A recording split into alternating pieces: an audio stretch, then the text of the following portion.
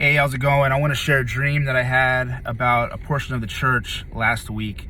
In this dream, I'm inside of a huge ministry building, and this particular ministry is very excellent with media.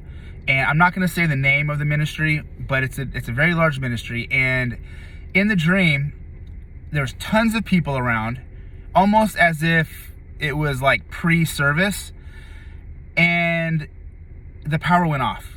No electricity. Tons of people. I could feel it. Panic. Like, what do we do? We're all here. How's church going to happen? Like, how is this going to work? The whole program was like a house of cards because the electricity got shut off. In the dream, this happens. I see a friend of mine that I didn't even know went to that church. After having the dream, I asked him, hey, where do you go to church? He actually does go to that church.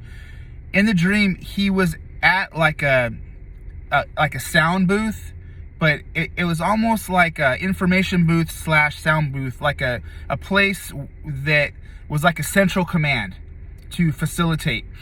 And he saw me, and he's like, oh my gosh, like I'm glad you're here. And he started telling someone else about me and me being able to help in that time. Well, that was the end of the dream.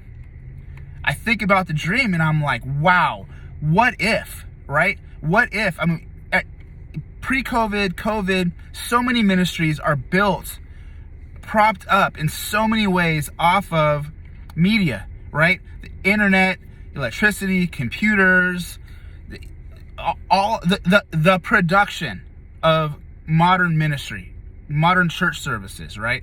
Not saying any of that's bad, but I feel like this is a warning. This is a warning to the church that is relying on media more than it needs to, more than it should, or just simply needs to have a backup plan, needs to know what to do. Can you even have church if the power went off? What would you do on a Sunday if the power went off in your church building? What would you do, right? So me being in the dream, I'm like, why? Like, why me? Like what about me was gonna do anything to help? Well, I know that I would be somebody that would be able to hear the Lord in the moment and have revelation, because I have that power grid up and going that no man can shut off except for me. Those are the moments, right? Moments of despair, moments of emergency moments. That's where the voice of the Lord can come in, revelation can come in, and words of wisdom, words of knowledge, the prophetic, the presence of God, right? The power of God.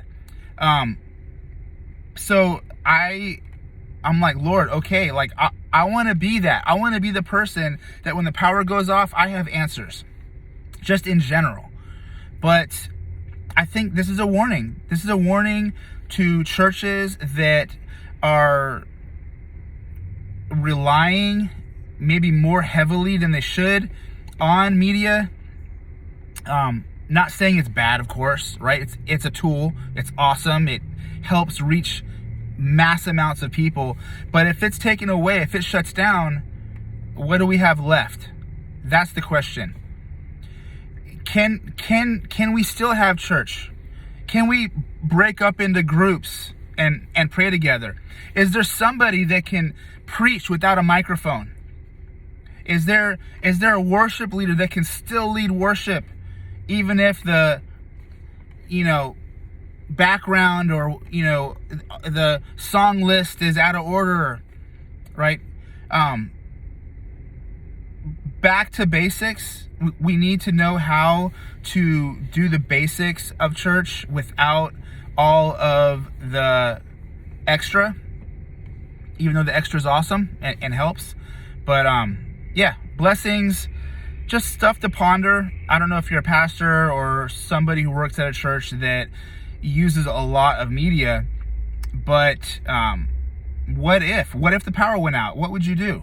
Do you have a solution? Are the people at your church able to even like function, right? Like, would they stay? Like, what if the lights went off? You know, would you just send everybody home? Or could you take them out into the parking lot and still preach, still do worship? You know, like, stuff to think about. All right, blessings.